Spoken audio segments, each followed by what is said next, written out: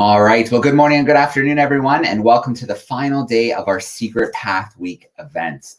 As we gather today, we are reminded that throughout Canada, we are situated on Indigenous lands, both ceded treaty land and unceded land. This land is steeped in rich Indigenous history and home to many First Nations, Inuit, and Métis people today. As a country, we have a responsibility for the stewardship of the land on which we live and work. So today, I acknowledge the Mississaugas of the Credit First Nation, of the Anishinaabe, the Haudenosaunee, and the neutral people on whose territory I am broadcasting from right now. So my name is Joe Grabowski, and I'll be your host for today. I run an organization called Exploring by the Seat of Your Pants. We connect classrooms across North America with science, adventure, exploration, and conservation for live guest speaking and virtual field trip events. If you haven't visited us before, check out exploringbytheseat.com and you can find a ton of events you can join live with your classrooms.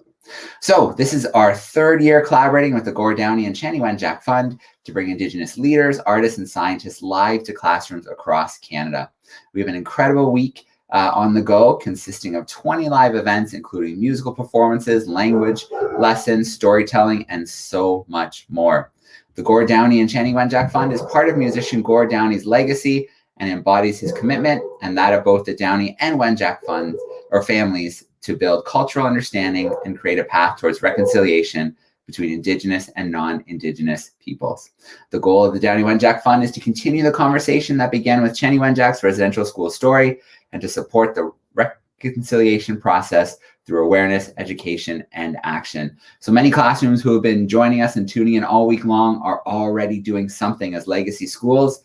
If you haven't heard of the Legacy Schools program, it's a free national initiative to engage, empower, and connect students and educators to further reconciliation through awareness, education, and action. If you visit the Downey Wenjack site, downeywenjack.ca, you can find more details there to get your school, to get your classroom involved in this incredible program. All right, we have Nancy Hollman joining us today. She is an Indigenous specialist community engagement worker with the Canadian Red Cross. She's a proud Métis woman who grew up on a farm in Alberta. Her first language is Cree, which she understands and speaks fluently. Her language, culture, and traditions are very important to her as she shares her love with everyone she can. And she's very proud to have received an award for culture from the Institute of Advancement of Indigenous Women in 2018. So it's so great. We're going to head to Edmonton right now and bring Nancy in. Hi, Nancy. How are you doing today? I'm fine. How are you today? I'm good. I'm good. It's so glad to have you joining us. We were chatting a little bit before, and it sounds like you are just very busy with your work. We're so excited to learn a little bit more about you, about your experiences with the Cree language, and of course, the important work that you're doing in communities all over Canada. Thank you, Joe. I'm really happy to be here today and just talk about the work I do and the language that I speak and the places it's actually taking me to. So I want to start in Cree by acknowledging myself. My name is Nancy Hollman. I'm on Treaty 6 territory, home of the Cree, Saulteaux, Blackfoot, Métis, Dene, and Nakota Sioux. And I've been with the Canadian Red Cross for a few years and deployed out to many Indigenous communities. And that is part what I do in my job is I work throughout Canada and go to if there's natural disasters or such as fires, floods, and so on. So it's been a great time for me working with Indigenous communities and a lot of these communities have different types of dialects of Cree, and I, like Joe was saying, in my background, I'm Métis. I'm a proud Cree woman, and I grew up in a family of 13.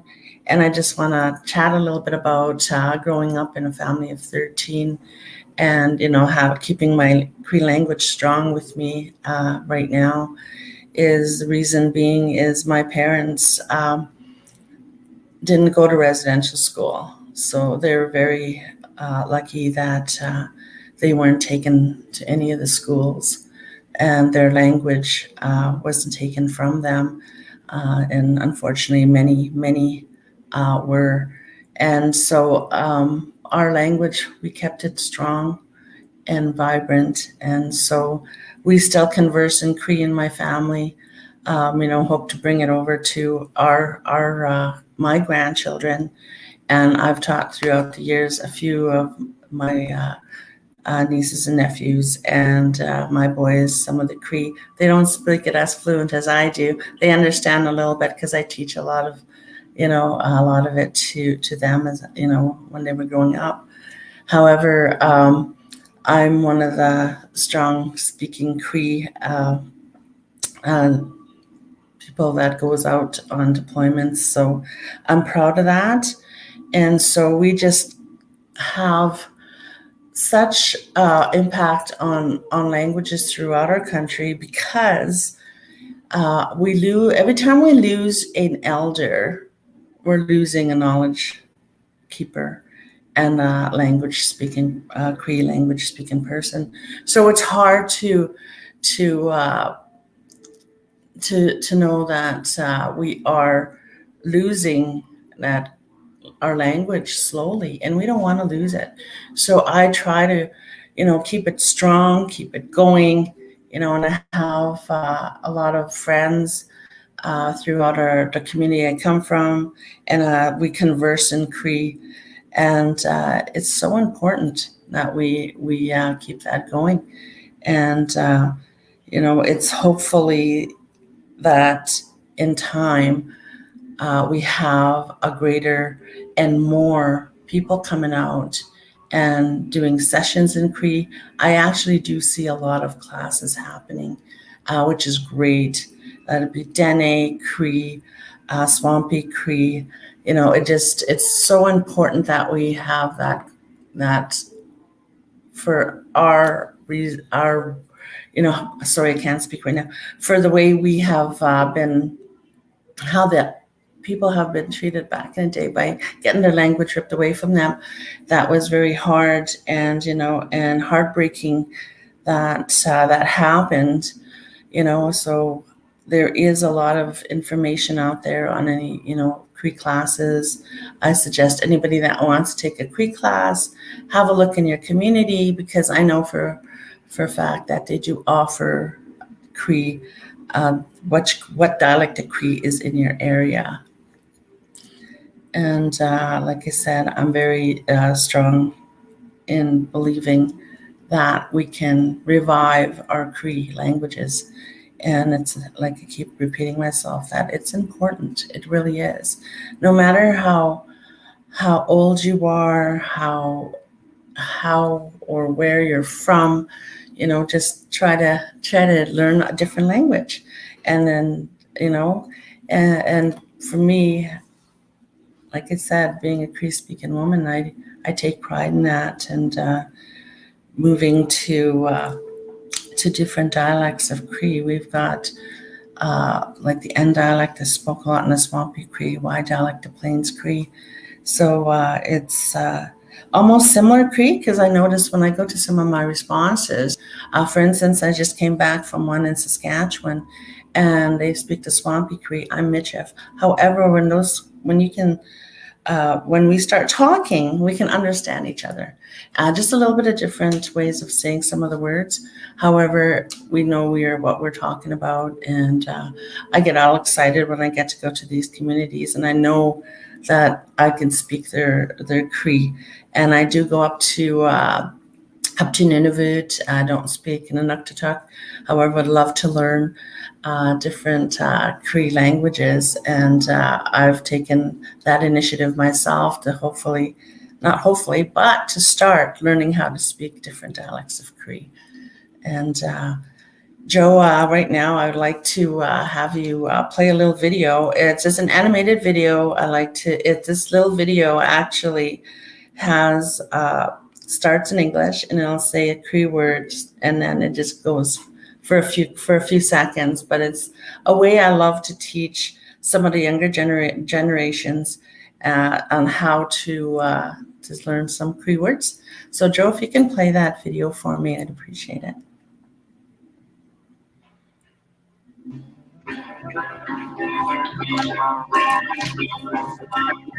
Hello, Hello, Danse.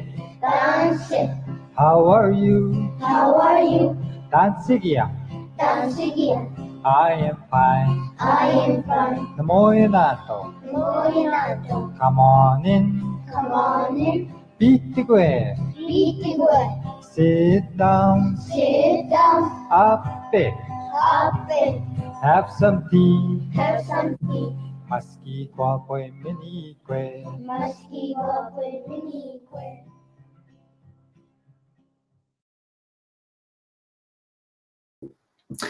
Nancy, if you can just unmute for me. We had to mute because the sound was coming through both speakers. This is the checkers game with Perfect. grandson and grand.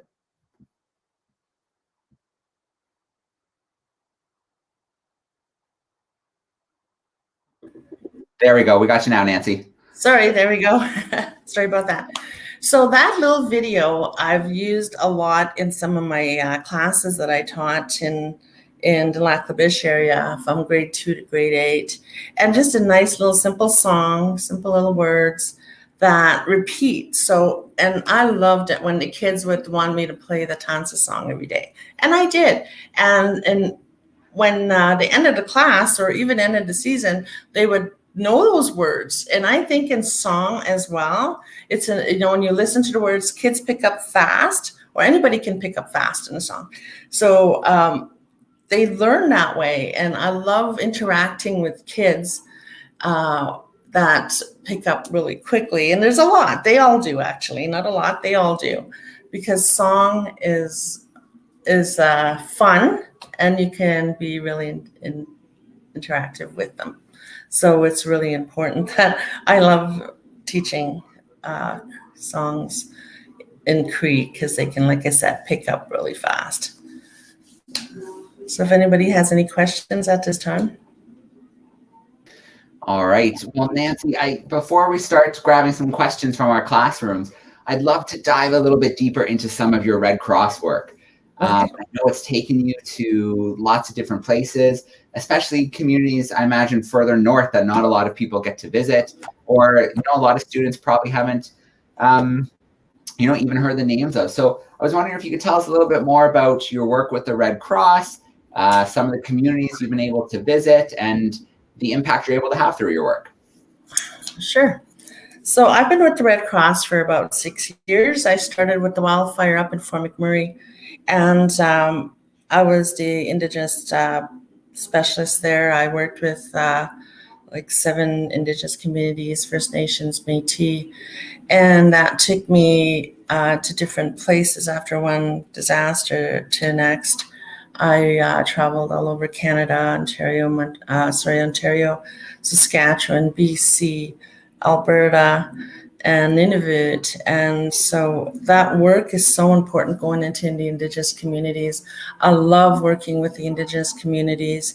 And you see when I go on ground and to be able to connect with everyone that is on the ground in each community, you could see the difference when an Indigenous person goes on the ground and the connection you can make.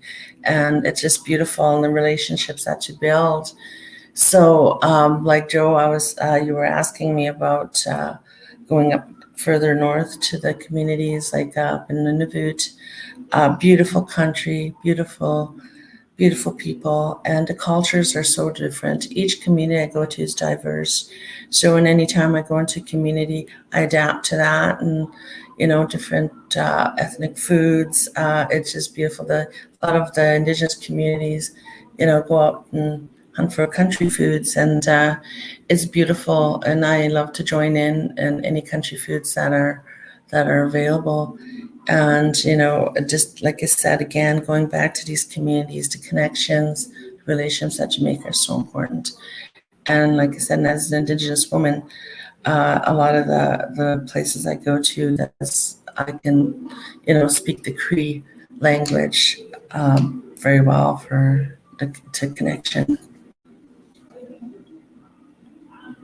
All right, and I imagine that's a huge relief to someone who's maybe lost a lot in a disaster, to have someone who can speak their language and understand them and talk to them and help them through that tough situation.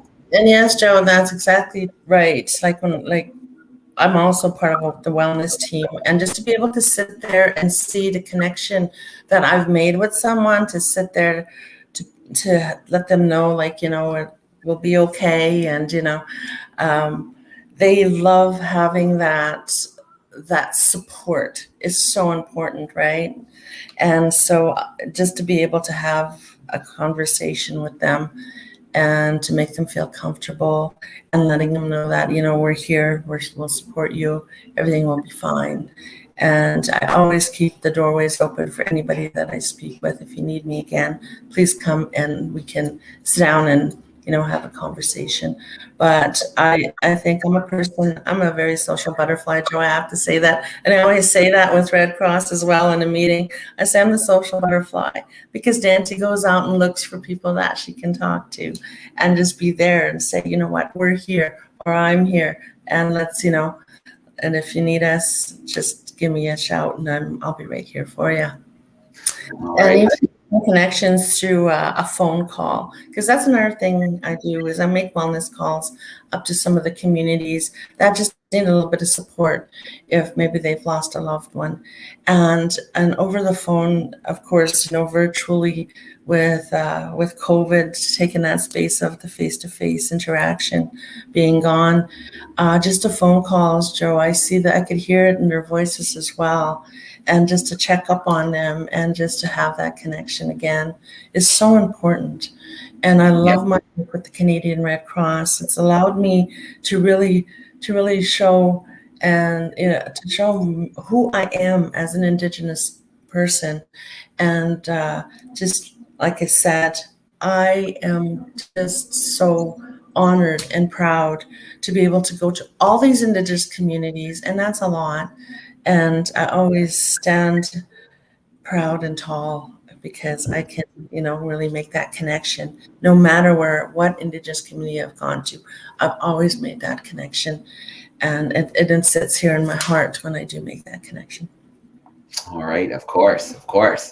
Well, we've got some questions already coming in via YouTube. We also have a couple of classes who are right in the call with us who are going to send in some questions. So I do want to shout out, we've got Miss Dewana's class is joining us from Aurora, Ontario, some second graders. And then we also have Miss Wu's class from Thornhill, some high school students who are joining us. So feel free to use that side chat to send me in some questions. And Miss Wu's class, if you'd like me to pop your class in to ask some of those questions live, just pop your camera on and I'll know that's a code for me to bring your crew in for a couple of those. Oh, that was quick. All right, well, let's go to St. Elizabeth right now. Hey, Miss Wu, how are we doing? Hi, good, thanks. Hi, Nancy. Hi, Joe. Hi. Hi, everybody. Nancy. So we have a question about what notable work experiences you have had as a member of the Red Cross. And is there extra pressure for you as an Indigenous woman when you're working with people you care about so much and hold close to home? And what can we do in terms of allyship? I think a lot of the allyship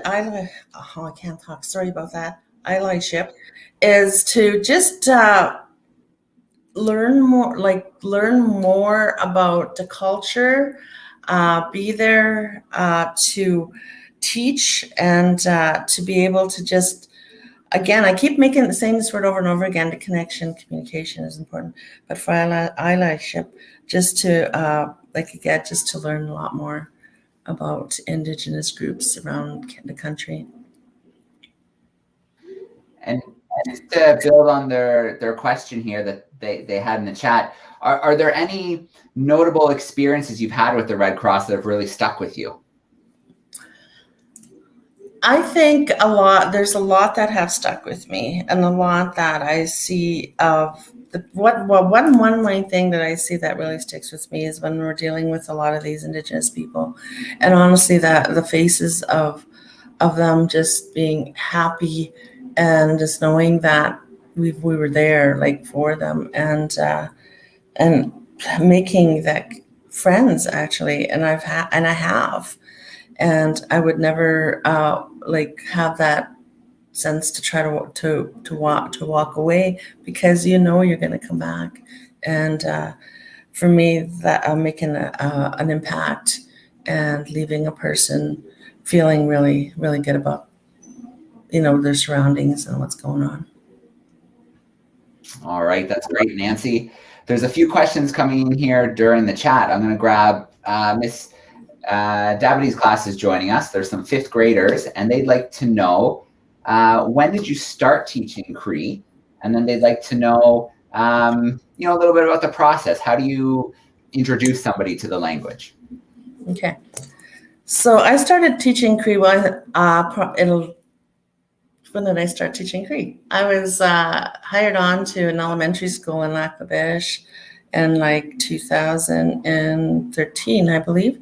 And I was there for a couple of years, and I taught, like I said, grades 2 to grade 8, and loved doing it and being able to have these little faces excited coming into class and wanting to know if we're going to play the animal game.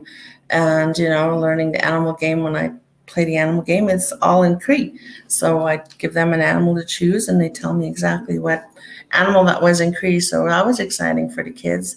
They'd be running, and even for the older kids, because for them I made it fun. Like, you have to. For me, I interacted with the kids in a fun way, and I did a bit on a blackboard. But when you're interacting with items and like I was saying, that the stuffed animals, it was great to see how excited they were. And Joe, can you repeat the second question, please? I'm sorry.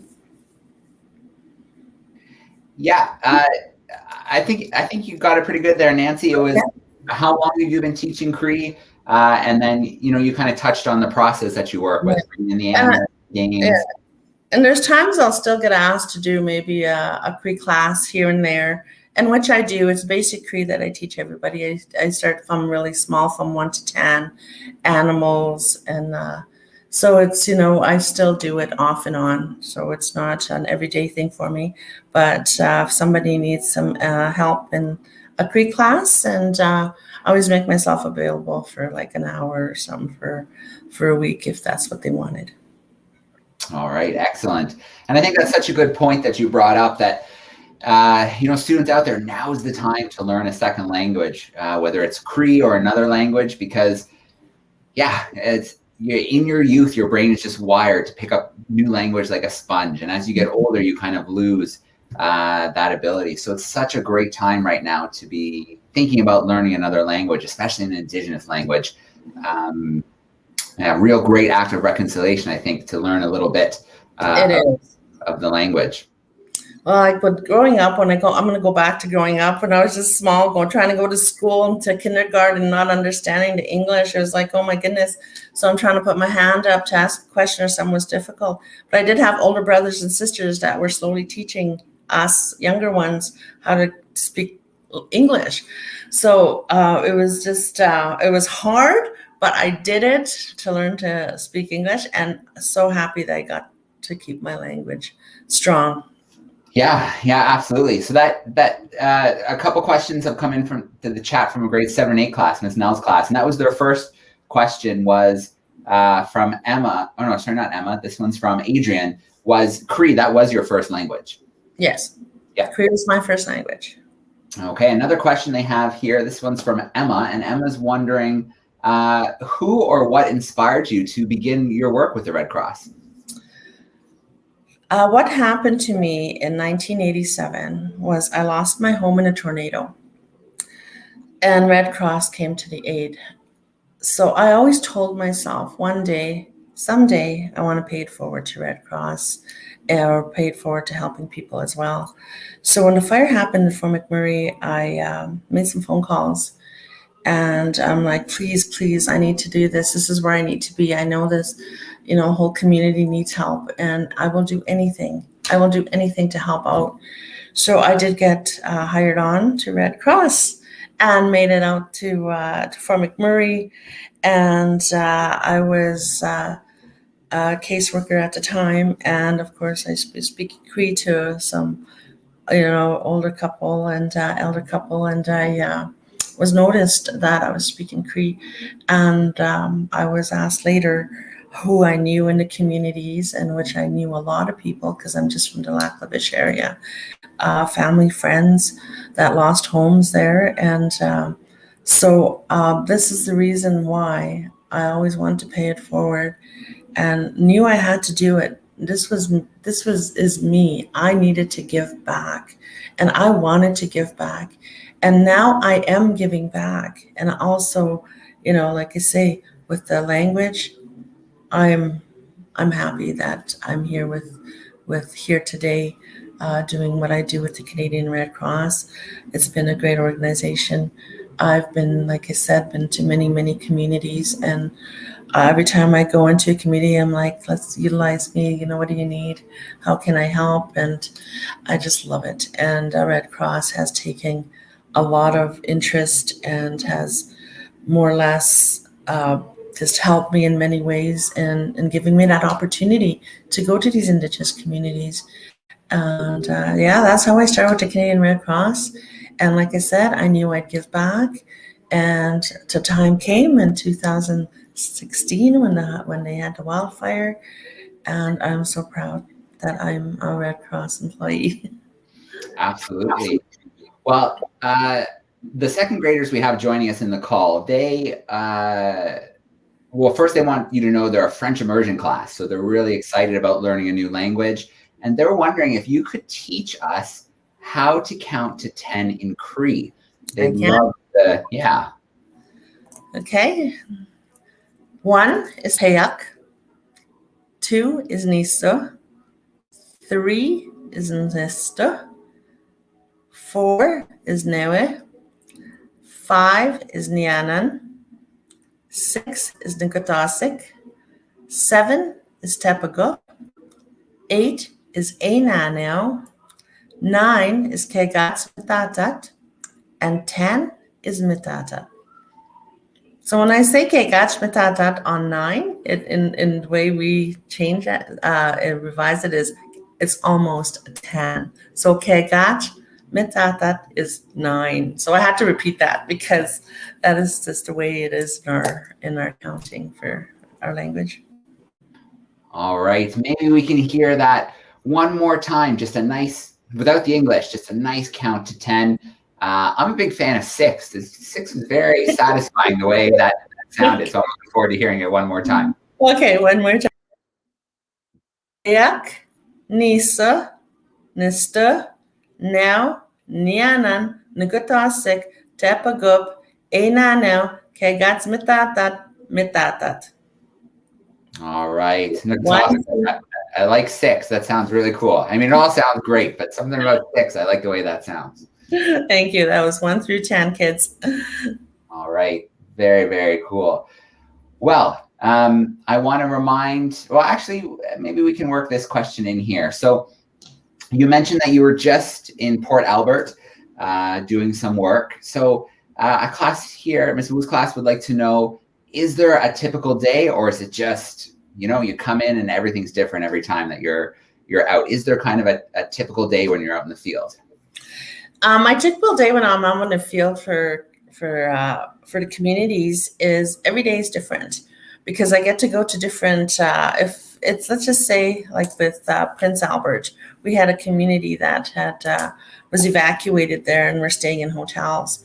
So you can go into the field, into different hotels and visit with everybody and check on their wellness and make sure they're doing fine. And if there's anything more we can do for them. So my day is different. I get to see different faces, different Every day it's different, so it's never the same.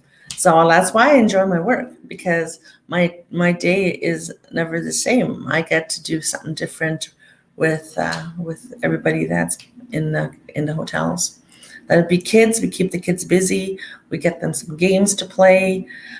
We get them snacks. So it's all, it's with that all with all the parents as well. We try to get them busy doing something. So yeah, our minds are always going as to what can we do today. There's a lot of times in different committees where I've made tea in bannock. I love making tea in bannock, or soup in bannock. So, and that's always goes over really well. So, and our music, I'll play guitar sometimes and sing a few songs for the kids, and I've done that, and I enjoy that.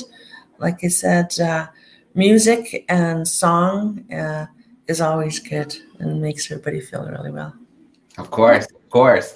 So your job, a lot of it is kind of on call, right? You'll get a call and say, we need you to come to this community. So any given week, you might not know what that week has in store.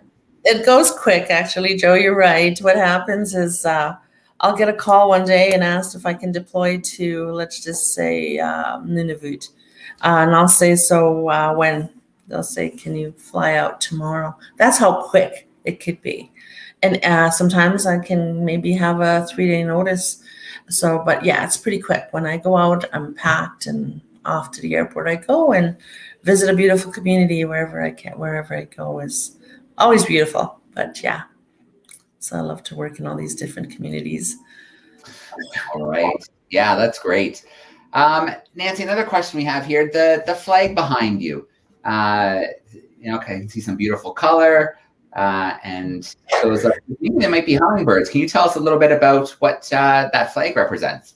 This flag was actually gifted to me by one of our coworkers up in BC. This comes from BC, so that's their artwork from Francis Deck is the name of the artist. So it was gifted to me, and it's beautiful hummingbirds, and yeah, so it's just something that is beautiful, and yeah, it's just like I said, it was gifted to me a little while ago, and I put it up on my wall because I loved it. All right. Well, we talked a little bit about language disappearing and how when an elder passes away, we lose some of that knowledge. And so one theme that's come up this week quite a bit is how, just like we think about animals and how we're losing species to extinction. That same thing is happening with culture and languages. We're losing languages daily. So I'm wondering, when you connect with the elders, when you visit the communities, is this something that's on their mind, something they're very worried about? Yes, as a matter of fact, thank you for bringing that up, Joe. I have just talked to an elder here just recently in one of my deployments, and we were talking about, our language and how we're losing it. And his answer to that was, here we go, we need to teach our younger generation. And he says we need to keep it going and strong. So and that's beautiful, because, we know we're slowly losing it. But if the younger generation wants to learn and to keep it going, that's great. Let's get that going. And I am always saying I'm always ready and willing to teach Cree, and just to bring in that, to have it out there and strong and not to lose it. So he was like, we chatted a little bit about that, and he did say, it's the younger generation we need to teach. All right, no question. I think that's so important. What day was it? It must have been Wednesday. Wednesday, we connected with Arnold and Solomon Rat, and they are with the Cree Literacy Network. So we were introduced to a great series of resources that students can use, from videos to stories and such, to learn Cree. I'm wondering if there are any resources you've come across in your work that we can point some classrooms to if they want to dig a little bit deeper into the Cree language. Okay, right now, what I see, and this is I haven't been digging for resources. However, but what I can say is there's a lot of resources on social media. I've seen for children, I've seen for a lot for adults, and your closest friendship centers in the communities. I know a lot of the friendship centers were giving Cree classes, and they were doing them virtually. Even I joined one. So I just wanted to go in, and and then by the end of that, they're like, maybe Nancy, you want to come and teach our Cree? No, but yeah, it was funny. But I'd love to do it if I had more time. There's the resources are there. It's just like go on social media, Facebook. I've seen a ton on Facebook. And again, your local Indigenous organizations in your communities is where I would also look into.